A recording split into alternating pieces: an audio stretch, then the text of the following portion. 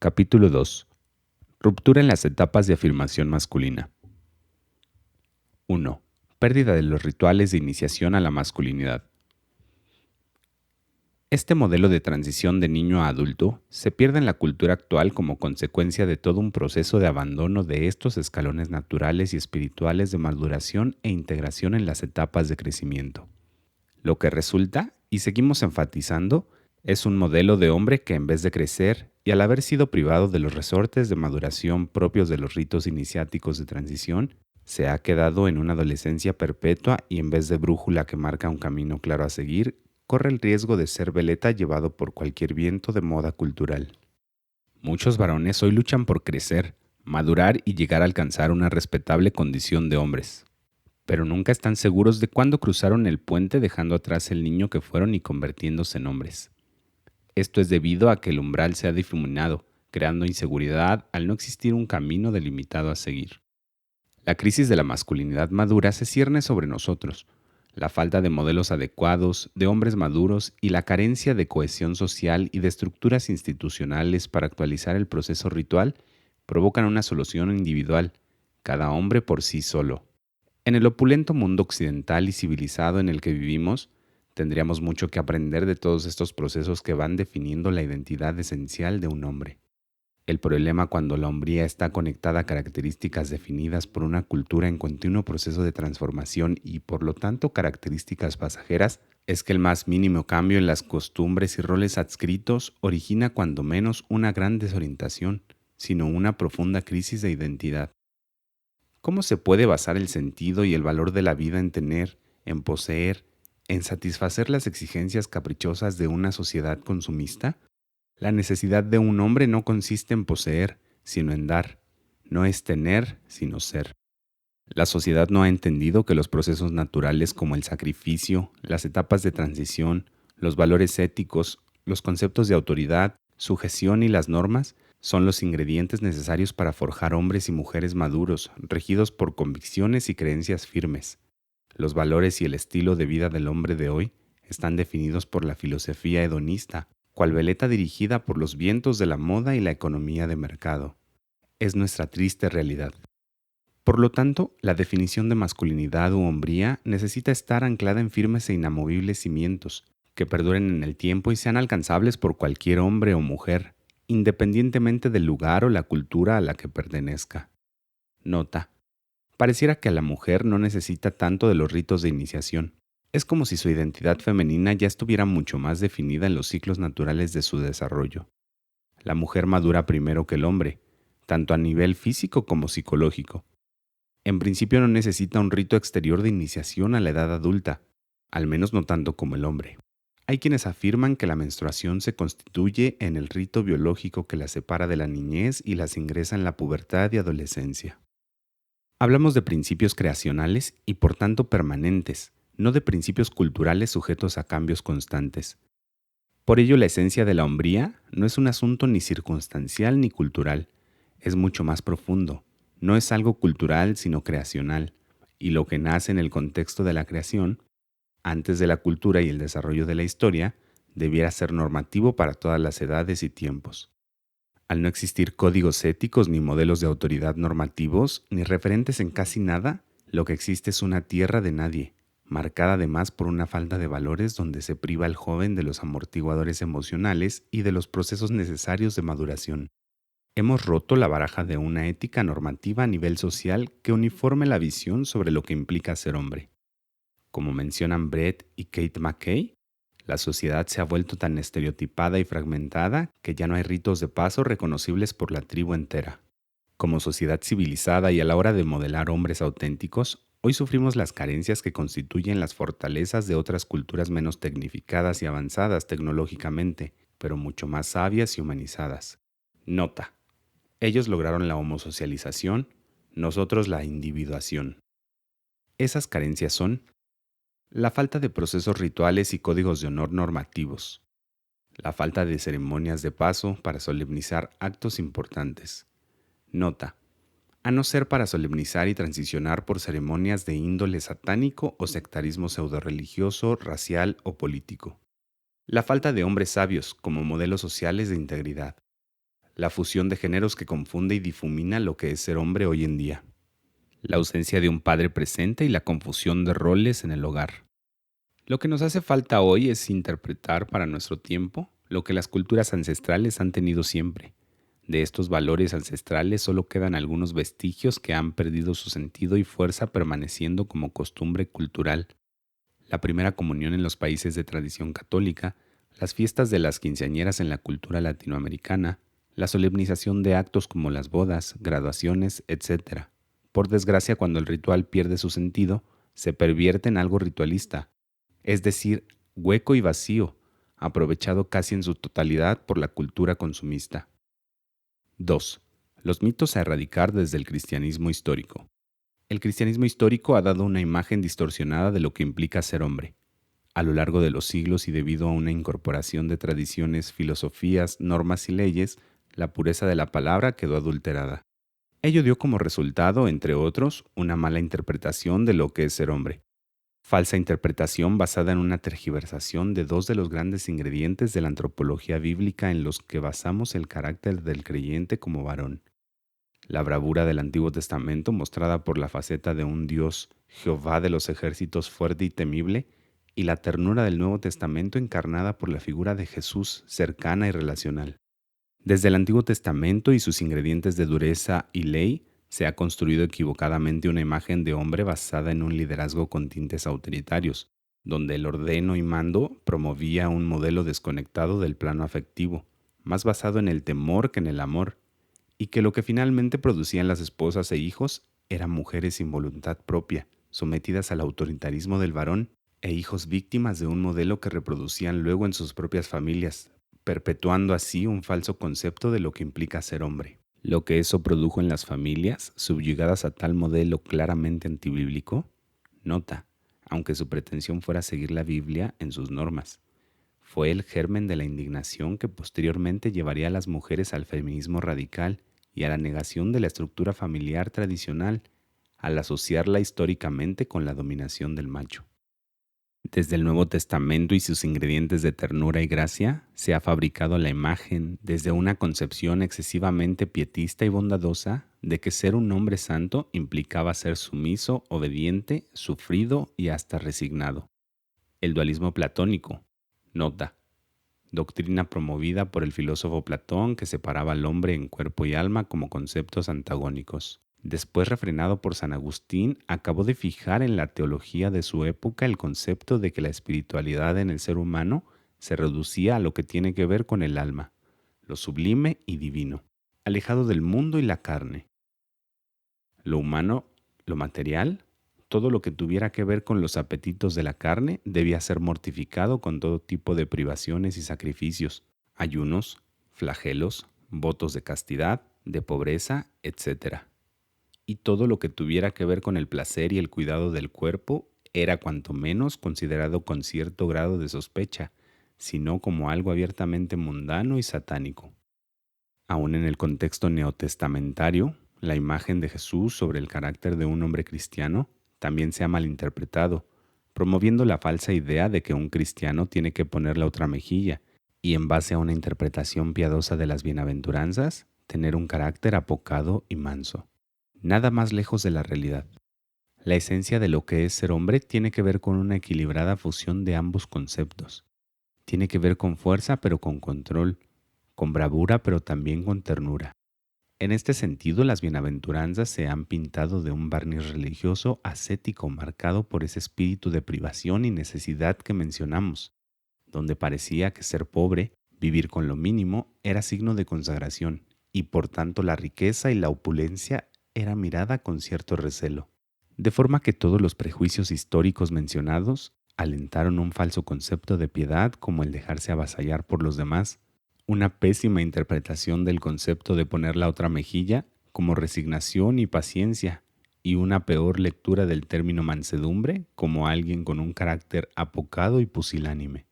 Aquí hacemos un alto para explicar el correcto significado de la palabra mansedumbre. Bajo una falsa interpretación del término podemos asociarlo a alguien con un carácter débil y poco decidido.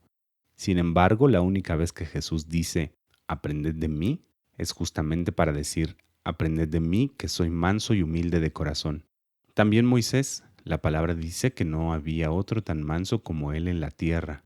La palabra mansedumbre hace referencia a una persona que tiene bajo control sus instintos e impulsos, alguien que no tiene un carácter violento, pero tampoco pasivo, alguien equilibrado, alguien que mantiene bajo control sus instintos y emociones, es decir, alguien dueño de sí mismo con dominio propio. El pecado desvió el curso natural de las aguas de la masculinidad, y aunque también lo hizo en la feminidad, en el hombre adquiere mayor trascendencia por la responsabilidad de ser cabeza y guía de su familia, por la responsabilidad de modelar en su esposa y en sus hijos una adecuada imagen en el concepto de lo que implica ser hombre. Ya se ha mencionado cómo la línea depravada de Caín comenzó a marcar un camino de independencia y lejanía de Dios. Pero lo que nos interesa resaltar en este punto es que aún desde el cristianismo, la errada interpretación bíblica sobre el papel del hombre en la historia y hasta nuestros días siguió poniendo piedras que continuaron desviando la corriente de la masculinidad por cauces equivocados. Con Caín y sus descendientes se desvirtuó el diseño divino del liderazgo, convirtiéndolo en independencia y lejanía de Dios. El mencionado concepto de llanero solitario, donde el hombre desde la tierra del errante, nota, Caín fue expulsado a la tierra de Nod, tierra del errante, comenzó a forjar su propio destino al margen del plan divino. Con la equivocada interpretación bíblica que se dio desde amplios sectores del cristianismo, se favoreció un modelo de hombre que confundió bravura con autoritarismo y ternura con servilismo. Con la ausencia de rituales de iniciación se provocó falta de crecimiento y sano desarrollo en las distintas etapas de niño a hombre, dificultando la emancipación del hombre y favoreciendo en muchos casos patrones de adolescencia perpetua e inmadurez. De forma que cuando un joven llegaba a la alacena de la masculinidad, ¿qué ingredientes encontraba? Independencia, lejanía de Dios, autonomía, el hombre quiere mandar pero no se implica, es decir, machismo y pasividad. Estos ingredientes, sumados a la ausencia de rituales de iniciación, reforzaron así estados continuos de niño-adolescente. De hecho, todos los aspectos teológicos, antropológicos y culturales mencionados hasta el presente han ido despojando al hombre de los procesos naturales de maduración, dando lugar a los distintos modelos inmaduros de hombría que hemos fabricado y que a continuación veremos. 3. Tipología del hombre actual. Ya queda claro que más que una evolución del hombre, tenemos que hablar de una involución. Por un lado, se han perdido los pasos de iniciación a la madurez masculina, y por otro lado, se han asumido los tristes paradigmas de la cultura posmoderna, donde el modelo de lo que implica ser hombre queda limitado y esclavizado a las imposiciones de la moda y la filosofía de la vanidad y la banalidad propias de nuestra sociedad. Debido a la crisis de identidad, los hombres tienen que asignar su imagen a una categoría establecida por algo o por alguien. Los antiguos conceptos sobre lo que implica ser hombre o ya no existen o han cambiado radicalmente debido a los medios de comunicación, la tecnología, el pensamiento ultramoderno y la enorme cantidad de información sin información que desorienta y promueve mentalidades alineadas y caprichosas. Cuando esa imagen se nutre de los ingredientes de la alacena de la masculinidad mencionados en el punto anterior, lo que resulta son distintos estereotipos de hombre, a cual más decadente, producto de nuestra sociedad tan civilizada. Presentamos 6 modelos del hombre actual. El hombre Simpson. Es el tipo de hombre menospreciado, pero también alentado por los colectivos feministas y que se promueve en series televisivas. Nota, como la propia serie de la que tomamos el nombre, Los Simpson, dibujos animados y películas. Este modelo ridiculiza el papel del hombre y lo reduce a un ser infantil e inmaduro, que funciona a golpe de deseo, vive en una adolescencia perpetua y tiene que ser cuidado y reprendido por su esposa, madre, y por sus hijos, padre. Su vida de ciudadano de clase media se limita a un trabajo mediocre, beber cerveza con sus amigos y ver la televisión desocupando la atención a su esposa e hijos. Sus características principales son ser grosero y superficial, vago, inútil, bebedor, incompetente, perezoso, intolerante, egoísta y glotón. Este modelo de hombre es un insulto a la dignidad del varón. Nota, aunque todos los modelos presentados son decadentes, este se lleva la palma por su alto grado de estupidez. Y aunque hay que reconocer que hay hombres con estas tristes características, Lo que se oferta desde los más media nunca debería ir destinado a perpetuar estos estereotipos. El Salmo 73 lo describe muy bien. La soberbia los corona, los ojos les saltan de gordura, logran con creces los antojos de su corazón, hablan con altanería y su lengua pasea la tierra. El metrosexual surge en los noventas. Nota, curiosamente es un término inventado por un inglés de apellido Simpson, como la nueva imagen del hombre del siglo XXI. El metrosexual está en una lucha continua para que su imagen no sea parte de los baremos impuestos por los medios de comunicación y la moda. El resultado es un tipo de masculinidad basada en rasgos que históricamente eran femeninos. De hecho, el metrosexual huye de los rasgos típicos que han definido al hombre hasta la década de los 70s, 80s. Pelo en el pecho, poblada barba, cigarrillo y alcohol como paradigmas de masculinidad. Al huir de este estereotipo de macho ibérico, el metrosexual se feminiza cuidando su imagen hasta el extremo con cremas exfoliantes, lifting, depilación integral, ropa de diseño y perfumes de alto nivel. Para contribuir más a la confusión de género es polisexual, es decir, puede ser heterosexual, homosexual o bisexual. El hombre light. El psicólogo Enrique Rojas dedica todo un libro a exponer las características del hombre light, producto de nuestra sociedad. Es un tipo de hombre que ha perdido todos los valores, ideales y fe en el futuro. Vive dominado por los medios de comunicación y el consumismo, basando su felicidad en la cultura del bienestar y el confort. Se trata de un ser sin fuerza interior, descafeinado y superficial, vacío de ideas y de creatividad, y por tanto profundamente egoísta, dado que solo piensa en satisfacerse a sí mismo. En las propias palabras de Enrique Rojas, se trata de un hombre relativamente bien informado, pero con escasa educación humana, muy entregado al pragmatismo por una parte y a bastantes tópicos por otra. Todo le interesa, pero a nivel superficial. No es capaz de hacer la síntesis de aquello que percibe y en consecuencia se ha ido convirtiendo en un sujeto trivial, ligero, frívolo, que lo acepta todo, pero que carece de unos criterios sólidos en su conducta. Ha visto tantos cambios tan rápidos y en un tiempo tan corto que empieza a no saber a qué atenerse, o lo que es lo mismo, hace suyas las afirmaciones como todo vale, ¿qué más da? O las cosas han cambiado. El hombre narciso. Este es el tipo de hombre que se cree el centro del mundo, nihilista, superegoísta e instintivo. Se cree que sabe mucho y está convencido de que cuando él habla, sube el precio del pan. Asume el refrán popular de tanto tienes, tanto vales, midiendo el éxito personal por sus posesiones, tenga o no tenga, y viviendo a golpe de impulso. Se cree libre, pero solo es un producto más, esclavizado a las imposiciones de la moda y la cultura. Es pura fachada, no es roca, ni siquiera piedra, solo cartón mojado. El hombre robot.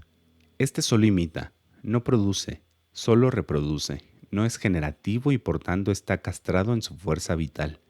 Es un ser pasivo que no crea nada, no quiere comportamientos originales ni asumir ningún tipo de riesgo, solo es un eslabón más en la cadena de la pasividad.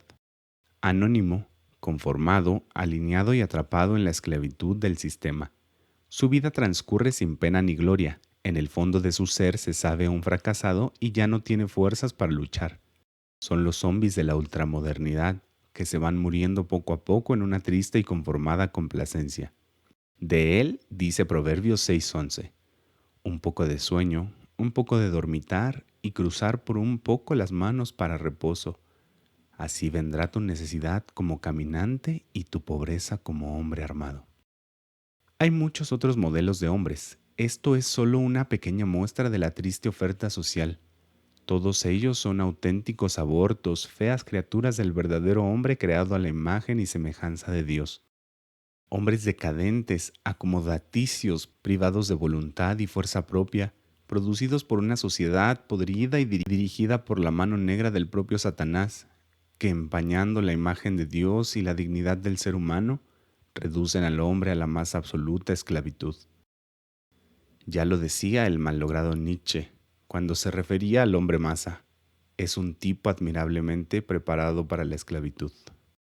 Por eso muchos hombres y sobre todo mujeres que viven del mundo de la imagen y el espectáculo Inmersos en una ficción de cartón piedra, no saben transitar por el proceso del envejecimiento y como adolescentes inmaduros con 60 años tratan de recuperar una juventud que se les escapó de las manos a golpe de cirugía, estiramientos y botox, convirtiéndose en burdas criaturas de lo que deberían ser. No se dan cuenta de que la vejez no es un estado de deterioro y degradación, sino una condición de nobleza, sabiduría y experiencia. Querido lector, ¿quieres perpetuar alguno de estos modelos para el resto de tus días? ¿Queremos eso para nuestros hijos? ¿Es ese el legado que vamos a dejar a nuestra patria? ¿Queremos seguir relegando argumentos al feminismo radical? Por supuesto que no. Estamos acostumbrados, mi esposa y yo, a recibir en consejería a parejas cuyo principal problema es que el hombre no asume sus responsabilidades. Adolescentes perpetuos, hombres pasivos. Nos rebelamos a seguir consintiendo que el papel del hombre caiga tan bajo. Nos rebelamos, como dice la propia palabra en Hebreos 12:12, a seguir produciendo hombres con las manos caídas y las rodillas paralizadas, que se mueven como marionetas manipuladas por los hilos de la ultramodernidad.